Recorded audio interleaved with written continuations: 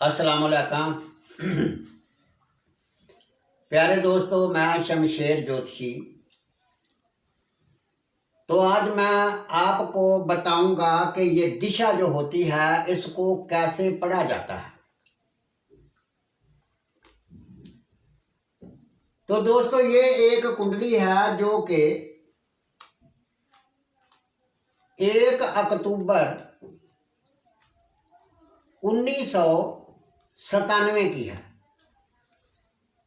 और वक्त है रात का 12 बजे के बाद, यानी 12 बज के रात के 50 मिनट। जगह है लाहौर। और ये एक कुंडली एक औरत की कुंडली है।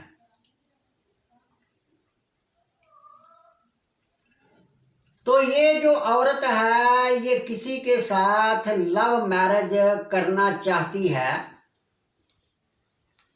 तो सबसे पहले हम ये देखते हैं कि क्या इसकी लव मैरिज हो सकती है या नहीं हो सकती। जो मैंने बार बार आपको कई वीडियो में ये बताया है कि अमलियात वगैरह भी उसी जगह पर ठोस काम करते हैं जो कि कुंडली में कोई ये योग हो या बता रहा हो कि ये काम करेगा। तो लव मैरिज पर शादी करने के लिए यानी पहला घर, इसको पहला घर बोलते हैं। ये बुर्ज सरतान है, यानी ये जो चीज है ये पहला घर होता है। इसमें नंबर 4 लिखा हुआ है। तो इसमें नंबर कोई भी आ सकता है, नंबर 5, 6, 7, 8 कोई भी आ सकता है, मगर ये पहला घर ही रहेगा। ये दूसरा घर है, यानी ये पहला घर बंदे का अपना घर होता है, यानी बंदे की मेमोरी, बंदा खुद बंदा कैसा है, उसकी शक्लो सूरत कैसी है और उसका यानी ये सर वाला हिस्सा, रूह उसकी। ये खाना नंबर 2 है। खाना नंबर 2 जो होता है ये रुपये पैसे से, खानदान से ताल्लुक रखता है। खाना नंबर 3 जो है ये छोटे बहन भाइयों से ताल्लुक रखता है और इसके अलावा हमसाए वगैरह, हिम्मत वगैरह से ताल्लुक रखता है। खाना नंबर 4 जो है ये बंदे की प्रॉपर्टी से, जमीन से, घर के सुख से, गाड़ी से ताल्लुक रखता है। खाना नंबर 5 जो है ये बंदे के प्यार, मोहब्बत, उसके अलावा तलीम, मेमोरी, मेदे के साथ ताल्लुक 5वां घर रखता है।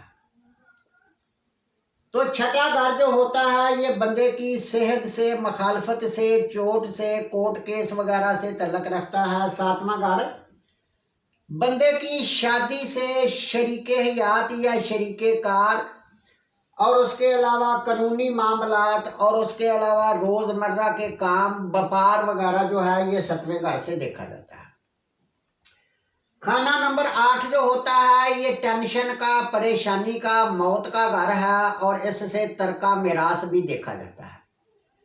खाना नंबर 9, हालांकि लिखा है इसमें 12 है मगर नंबर 9 है, यानी खाना नंबर 9 जो है ये बरूने मुल्क से और बाप से, मजहब से, कानूनी मामलात से, दूर दराज के इलाके से ये ताल्लुक रखता है।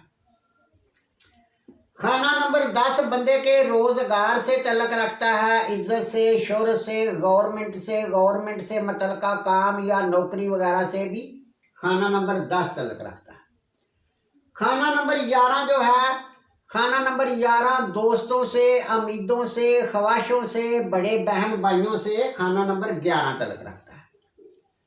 खाना नंबर 12 जो होता है ये खर्च से ताल्लुक रखता है, जेल से बरूने मुल्क जाकर सेट होना, यानी ये ताल्लुक रखता है। जेल खाना जात है, अस्पताल वगैरह या खर्च वगैरह, शादी ब्याह या किसी भी जगह पर खर्च होना, हुक्का पानी बंद किसी का कर देना या जला वतनी दे देना, ये खाना नंबर 12 ताल्लुक रखता है। तो बात कर रहे थे कि लव मैरिज की। अब लव मैरिज के लिए खाना नंबर 1 क्योंकि वो बंदे का जाती घर है और खाना नंबर 5 जो बंदे का प्यार वाला मोहब्बत वाला घर है, और खाना नंबर 7 जो बंदे की शादी वाला घर है। पहले नंबर पर तो इन खानों के सियारे जो हैं इनमें आपस में कोई कनेक्ट होना चाहिए बिल वक्त। खाना नंबर 5 का स्टार कुंडली के 7वें घर में अगर होता है तो लव मैरिज हो सकती है।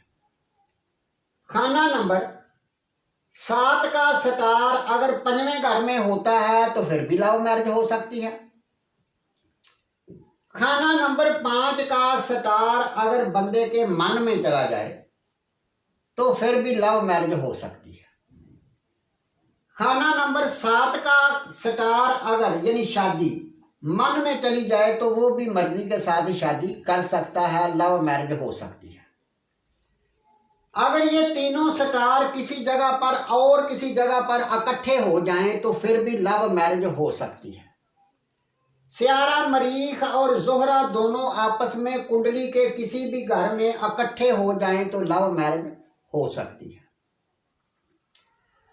मगर यह है कि अब हम देखते हैं कि खाना नंबर 1 जो है, खाना नंबर 1 का स्टार यानी बुर्ज सरतान का स्टार वो कमर है जो कि कुंडली के 3रे घर में बैठा हुआ है, और उसके साथ अतारद है और शमश है। यानी शमश जो है ये दूसरे घर का मालक है, और अतारद जो है ये कुंडली के 12वें घर का और कुंडली के 3रे घर का मालक है, अपने घर में बैठा हुआ है। यानी कमर के साथ ना तो 7वें घर का मालक है और ना 5वें घर का मालक है। यानी मतलब ये हुआ कि इसने तो जवाब दे दिया। दूसरी बात, अब हम देखते हैं 7वें घर का मालक जो शादी वाले घर का मालक है। तो शादी वाले घर का मालक जो है वो कुंडली के वो है बुर्ज जद्दी है, और बुर्ज जद्दी का सियारा जोहर जो कि कुंडली के 9वें घर में बैठा हुआ है, और 9वें घर में बैठा हुआ है, और इसका यानी कुंडली के पहले घर वाले या 5वें घर से यानी कोई लिंक नहीं है। यानी जोहर जो है ये कुंडली के 1, 2, तीसरी नजर इधर देख रहा है, और 7वीं नजर तालिया के मालिक को देख रहा है, और 7, 8, 9, 10 यानी इसको देख रहा है। यानी खाना नंबर 5 और 7 को नहीं देख रहा, या लगन को भी नहीं देख रहा। तो अब हम देखते हैं खाना नंबर 5 जो प्यार मोहब्बत का खाना है, तो वो है खाना नंबर 5। तो खाना नंबर 5 का स्टार जो है वो मरीख है, और मरीख अपने ही बुर्ज में बैठा हुआ है, बुर्ज अकरब में। तो सियारा मरीख जो है इसकी भी 3 नजरें होती हैं, चौथी, 7वीं और 8वीं। सियारा मरीख 1, 2, 3, 4 यानी खाना नंबर 7 को ना तो देख रहा है और ना खाना नंबर 7 के मालिक को ही देख रहा है। यानी इसके साथ उसका कोई लिंक नहीं बन रहा। और इसके बाद मरीख जो है 7वीं नजर इधर देखेगा और 8वीं नजर इधर देखेगा। तो मतलब ये हुआ कि ये जो स्टार हैं ये मोहब्बत के मामलात में कोई बहुत अच्छी पोजीशन में नहीं है, और लव मैरिज पर शादी होने के चांस को भी स्लो कर दिया इन्होंने।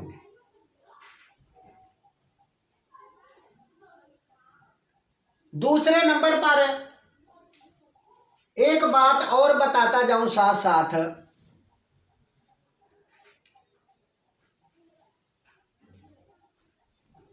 कि ये जो लड़की है इस लड़की की कुंडली के खाना नंबर 5 में मरीख बैठा हुआ है। औरत की कुंडली हो और उसकी कुंडली के 5वें घर में मरीख होता है तो फिर उसके किसी के साथ रिलेशन होते हैं। तो मतलब ये हुआ कि ये जो लड़की है इस लड़की के किसी के साथ रिलेशन है। और अब हम देखते ये हैं कि जब भी हम बार बार ये बात बताने की कोशिश करते हैं कि हर वक्त का एक टाइम होता है जो सियारे जिसकी दिशा चल रही होती है या जो गोचर में यहाँ यहाँ चल रहे होते हैं सियारे, उसके मतलका ही हालातों वाकयात जो हैं वो उभर कर सामने आते हैं। तो ये जो लड़की है इस लड़की के ऊपर ये 3 स्टार जो हैं जिनकी दिशा चल रही है।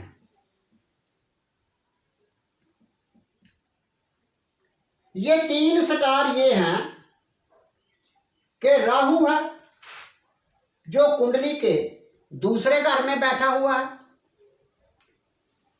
जिसका तल्लक रुपये से खानदान से है। दूसरा यानी ये महादिशा है राहु की, और उसमें अंतर दिशा जो चल रही है वो चल रही है मुश्तरी की। तो मुश्तरी कुंडली के 9वें घर का मालक है और कुंडली के 7वें घर में बैठा हुआ है नीच का होकर।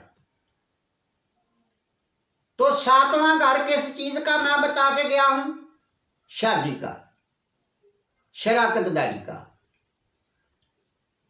तो पहला यानी ये बताया है दूसरा घर रुपये का, और उसके आगे दिशा चल रही है अंतर दिशा मुश्तरी की। तो मुश्तरी कहाँ हुआ? 7वें घर में।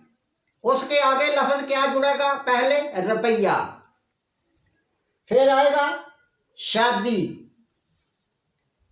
और उसके आगे है परंतर दिशा, वो है केतु की। तो केतु कहाँ बैठा हुआ है? 8वें घर में। 8वां घर किस चीज का है? टेंशन का, परेशानी का, नुकसान का। अब हम ये तीनों बातें एक साथ अगर जोड़ते हैं तो इबारत क्या बनेगी? यानी रुपया शादी के लिए बर्बाद होगा, टेंशन आएगी। और इसी तरह बिल वक्त ऐसा समझ लो कि ये केतु को हम छोड़ देते हैं और इसी लड़की की कुंडली के ऊपर फिर गौर करते हैं। तो ये जो लड़की है इस लड़की की कुंडली में जब हमने देखा कि ये जो परंतर दिशा है, परंतर दिशा में यानी जनवरी 2020 में परंतर दिशा जो चल रही थी वो सियारे जोहल की चल रही थी। गौर करो, परंतर दिशा केतु की नहीं चल रही, सियारे जोहल की चल रही थी जनवरी 2020 में। तो जोहल क्या है? जोहल इस कुंडली में बुर्ज सरतान की कुंडली में 7वें और 8वें घर का मालक है, यानी मारक स्टार है। मारक स्टार होकर कुंडली के 9वें घर में बैठा हुआ है इस लड़की के बाप वाले घर में। और मुश्तरी जिसकी अंतर दिशा चल रही है वो बाप वाले घर का मालक है, और है कहाँ बैठा? बुर्ज जद्दी में डेड हो गया, नीच का हो गया। तो जब इसका टाइम चलेगा तो वो अपने घर के और इस घर के दोनों के मामलात को उठाकर सामने लाएगा।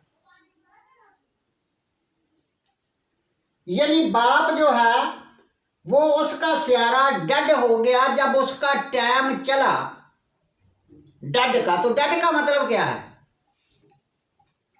और उसके बाद मारक स्टार जो कुंडली के 8वें घर का और 7वें घर का मालक था, उसकी परंतर दिशा जो कि बाप वाले घर में बैठा हुआ था वो भी साथ में शुरू हो गई।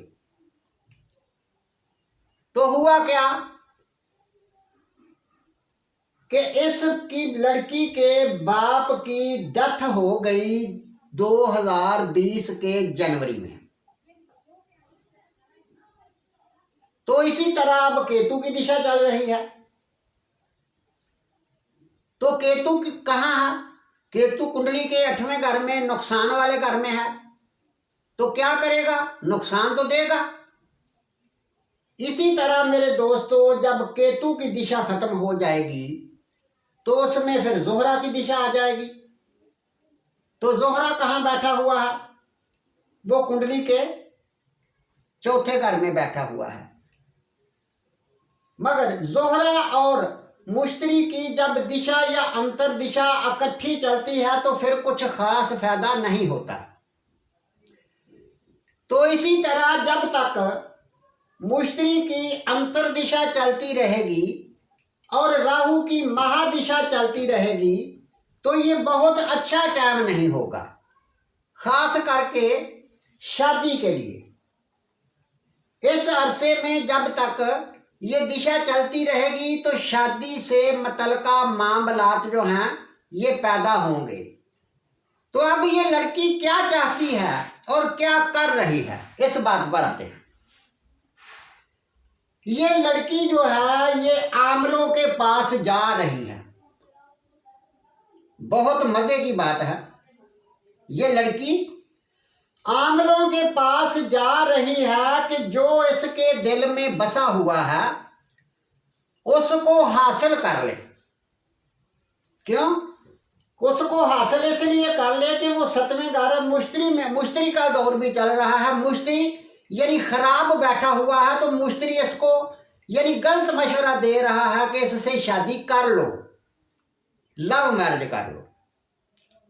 पर मुश्तरी खराब है, जिसकी वजह से ये लड़की की सोच ख्यालात जो हैं ये उल्ट हैं, यानी इसकी समझ में बात नहीं आ रही। और सबसे पहले मैंने ये बताया है कि ये कोई लिंक नहीं है बना हुआ लव मैरिज का। तो इस लड़की ने पता नहीं कितने लाख रुपया जो है वो बर्बाद कर दिया है इसको हासिल करने के लिए। जब से यानी मुश्तरी की अंतर दिशा स्टार्ट हुई है तो ये अपने मकसद में कामयाब नहीं हो रही। कामयाब कैसे होगी? यानी जब मुश्तरी इसका खराब है, मुश्तरी नीच का है और राहु खाना माल में बैठा हुआ है, रुपया बर्बाद करेगा। दूसरी बात यह है कि मुश्तरी या कोई भी स्टार अगर नीच का होकर 7वें घर में आता है तो शादीशुदा जिंदगी में भी प्रॉब्लम देता है। मगर कई बार हमने ऐसा भी देखा है कि अगर कोई नीच का स्टार होकर 7वें घर में आता है तो फिर उसकी शादी जो होती है किसी कवारे आदमी से होने के चांस कम होते हैं। शादीशुदा बंदे से शादी होने के चांस बन जाते हैं। पर औरत की कुंडली में हम मुश्तरी को देखते हैं जो शादी का कारक है, और मर्द की कुंडली को वीनस को देखते हैं जो शादी का कारक है। अगर औरत की कुंडली में मुश्तरी जो है ये पावर में हो, ठीक हो, अच्छा हो, तो फिर इसका मतलब ये है कि वो उसका शादी का सुख सारे मामलात ठीक रहेंगे। अगर मुश्तरी कुंडली के किसी भी जगह पर बैठा हो और वो खराब हो या उसके ऊपर किसी खराब सियारे की दिशा अपना नजर जा रही हो तो फिर इसका मतलब ये हुआ कि उसकी शादीशुदा जिंदगी में प्रॉब्लम है, सुख नहीं मिलेगा। 1 से 2 शादियां भी हो सकती हैं। और इसी तरह अगर वीनस कमजोर है, वीनस खराब है, तो फिर मर्द की कुंडली में भी ऐसा ही बताएगा। अगर मुश्तरी अकेला बैठा हो कुंडली के 7वें घर में, तो फिर मियाँ बीवी जो होते हैं वो दिन दिन के दखाले के शादीशुदा जोड़ा होता है, रात के नहीं होते।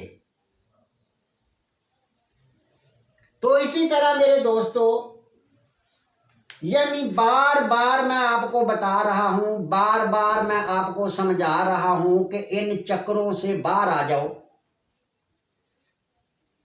यानी कुंडली में जब योग नहीं है तो फिर वो काम नहीं होता। तो फिर अपना पैसा, अपना टाइम, अपना वक्त क्यों बर्बाद करते हो? मेरे बहनों भाइयों, मुझे आपसे कोई मखालफत नहीं है, कोई दुश्मनी नहीं है, या जो मेरे दोस्त आमल हैं उनसे भी कोई गिला नहीं है, या मेरा मतलब कि कोई उनके साथ कोई इख्तलाफात नहीं है। मेरा मकसद सिर्फ ये है कि जो आमल हजरात इल्मे नजूम को नहीं समझते उनको भी मैं ये कहता हूं कि आप किसी का भी अमल करते हो तो सबसे पहले उसकी कुंडली जो है ये बनवाओ। अगर आप इल्मे नजूम नहीं समझते तो किसी अच्छे एस्ट्रोलॉजिस्ट से उसकी जन्म कुंडली बनवाओ, और बनाने के बाद फिर उस काम को शुरू करो कि ये काम होगा या नहीं होगा, शादी का है या रोजगार का है या नौकरी का है, कोई भी मैंने पहले बता दिया कि अगर कुंडली में वो योग है तो फिर काम होगा। कब होगा? जैसे मैंने बताया है कि एक टाइम चलता है, उस टाइम में होता है। अगर कुंडली में योग नहीं है तो फिर बजाय मेहरबानी करके उन लोगों को मशवरा दो कि अपना टाइम, अपना रुपया ज़ाया ना करो और सीधे रास्ते पर आ जाओ, और इधर ना जाओ, क्योंकि इधर जाओगे तो आपका नुकसान ही होगा। तो इसी तरह मेरे बहन भाइयों, मेरा काम है आपको बताना और सिखाना। मैं अपनी ईमानदारी से अपने इल्म को आप तक पहुंचाने की कोशिश करता रहूँगा। तो इसके साथ ही दोस्तों इजाज़त चाहता हूँ, अगली वीडियो के लिए फिर हाज़िर होऊंगा। अल्लाह हाफिज़।